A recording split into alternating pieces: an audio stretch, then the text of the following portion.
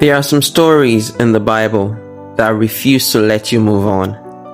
You read them once, you read them again, and the more you study them, the more questions they raise. Levi's story is one of those stories.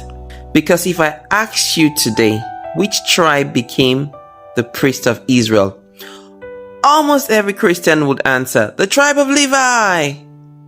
And you would be right. But here is the mystery. How did the tribe that became closest to God's presence begin with one of the strongest words of judgment ever spoken by a father? How does a man whose future appears clouded by judgment become the father of Israel's priesthood? I believe the answer is one of the greatest lessons on restoration in the Bible. And if you've ever wondered whether God can rewrite a painful story, whether God can redeem a family pattern, whether He can transform a weakness into a ministry, then I believe this message is for you. Let's begin where the story began. Open your Bible to Genesis 34. Jacob's daughter, Dinah, had been violated by a man named Shechem in Genesis 34. Naturally, our brothers were devastated. As brothers, they wanted justice. There was nothing wrong with wanting to protect their sister. The problem wasn't their desire for justice. The problem was the condition of their heart. Levi and Simeon devised a deceptive plan.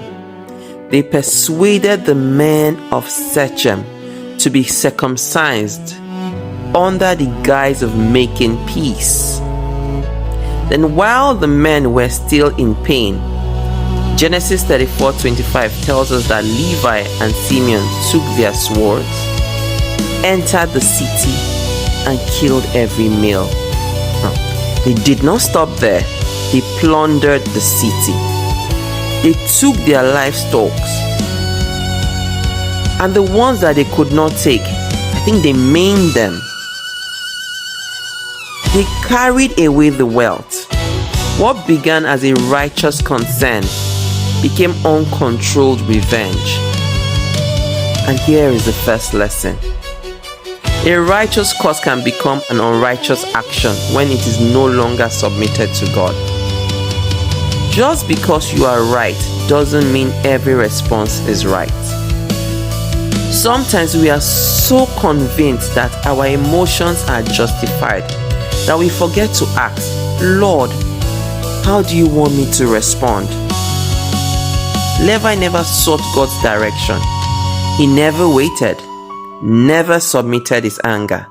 His emotions became his master.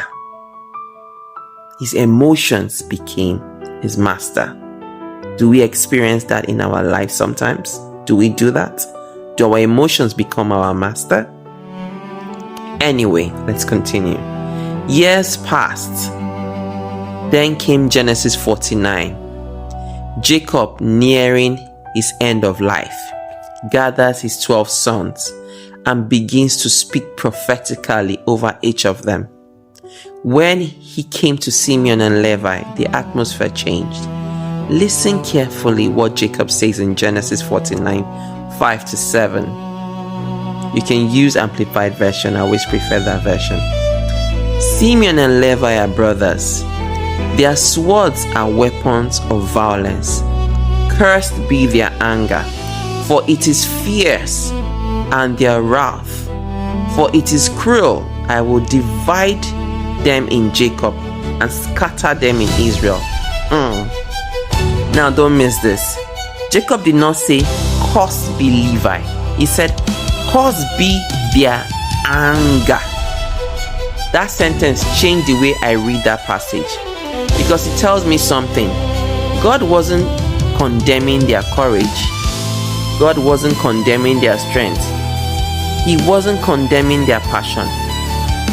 He was exposing a heart that had allowed those gifts be ruled by anger instead of by God. Can I pause here and ask you something? What is directing your passion today? Your career? Your ministry?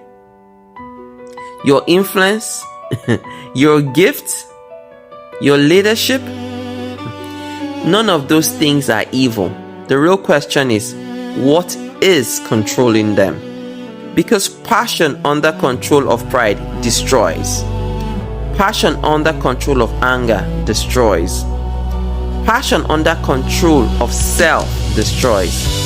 But passion surrendered to God changes lives. If Levi's story ended in Genesis 49, we would all conclude that his future had already been written. But one of the beautiful things about God is this: God is never limited to the first chapter of your story. He always has another chapter to write, and the chapter begins in Exodus 32. Israel has just experienced miracle after miracle. The Red Sea had opened, manna had fallen from heaven, water had come out of a rock. Now Moses is on Mount Sinai receiving God's law. But while Moses was on the mountain, the people built a golden calf. The nation that had witnessed God's power is now bowing before an idol made by human hands. When Moses came down from the mountain and see what has happened, he stands at the entrance of the camp and cries out in Exodus 32:26, "Who is on the Lord's side? Come with me." Should I say it again? Who is on the Lord's side? Come with me. I believe that's one of the greatest questions God still asks us till today. Who is on the Lord's side? Not who is the most gifted, not who has the largest platform, not who has never made a mistake. His question is simply this: who is on my side? And the Bible says, all the sons of Levi gathered themselves together to him. Don't read that too quickly, because this is the turning point. This is where everything begins to change. Notice, in Exodus, Levi picked up the sword because God had spoken through Moses. In Genesis, Levi acted independently. In Exodus, he acted under divine authority. In Genesis, the sword was driven by revenge. In Exodus, the sword used in obedience to God's righteous judgment. The sword did not change, the heart behind it. And I believe somebody listening to me today needs to hear this. God is not trying to remove your passion. He's trying to redeem you. God is not trying to silence your boldness. He's trying to sanctify you. God wasn't trying to remove the warrior from Levi. He was teaching the warrior to follow the right commander. He was teaching the warrior to follow the right commander. That's the mystery. The problem was never Levi's passion. The problem was who was directing it. And maybe that's God's word to somebody today. Don't throw away the gift. Don't bury the passion. Don't suppress the calling. Instead, lay it at the feet of Jesus. Let him direct it, because when your heart changes, everything changes.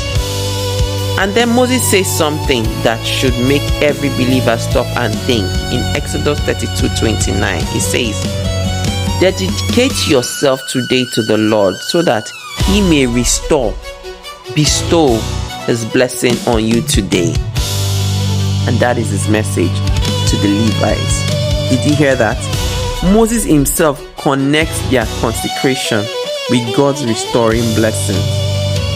This was more than obedience. This was consecration. This was the people saying, "Lord, from today onward, we are yours." And heaven responded. But here is the question: did the blessing erase Jacob's prophecy? Did God do something even more beautiful? Let's discover that together. Let's go back a bit. When Moses stood at the entrance of the camp and cried, "Who is on the Lord's side?" The sons of Levi responded without hesitation. But the response wasn't just words. In Exodus 32:27 and 28, at God's command, through Moses, they carried out his righteous judgment against those who had remained in rebellion after the worship of the golden calf. It was a costly act of obedience that demonstrated their wholehearted consecration to God. They didn't check whether my cousin is there, my best friend is there. They fully obeyed without looking back. Then Moses declared in Exodus 32:29, "Dedicate yourself today to the Lord, so that he may restore and bestow his blessing on you today." That moment became the turning point in Levi's story. Now let's see what God did with that consecration.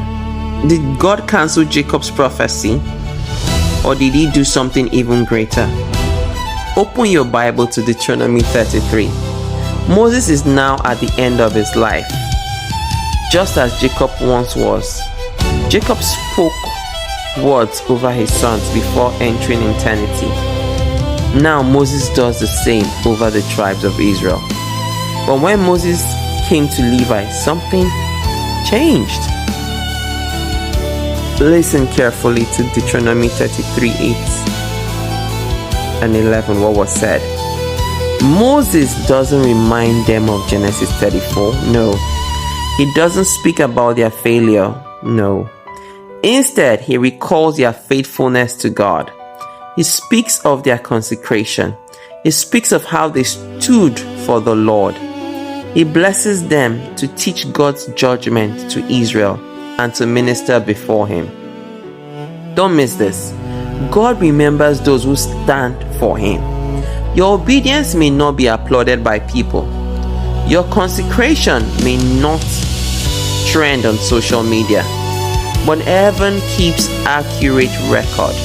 The Levites stood with God when it cost them something, and later God remembered. Never think your faithfulness is wasted. God never forgets a heart that is fully his. But something else caught my attention. Remember Jacob's words, "I will scatter them in Israel." Now go to Joshua 21. The Levites were indeed scattered throughout Israel. But wait a minute, Jacob's prophecy came to pass. They were scattered, but look at what God did. Instead of scattering them in shame, he scattered them as priests. Everywhere they went, they carried God's presence. They taught God's word. They ministered before the Lord. The judgment remained, but its purpose changed. Only God can do that. There are moments when God doesn't erase your yesterday. He transforms it. It takes what looks like a limitation and turns it into a ministry. It takes what looks like disgrace and turns it into a testimony. That's restoration. Now let's go one step further into Numbers 18:20. God says something extraordinary to Aaron. "You shall have no inheritance in their land. I am your portion and your inheritance among the children of Israel." Think about that. Every other tribe received land, but Levi received God. Levi received God, which is honor. What looked like a loss became the greatest privilege. Sometimes we spend our lives asking God to give us what everyone has. But what if God wants to give you something greater? The Levites didn't inherit territory, they inherited the presence of God. There's no greater inheritance than God himself.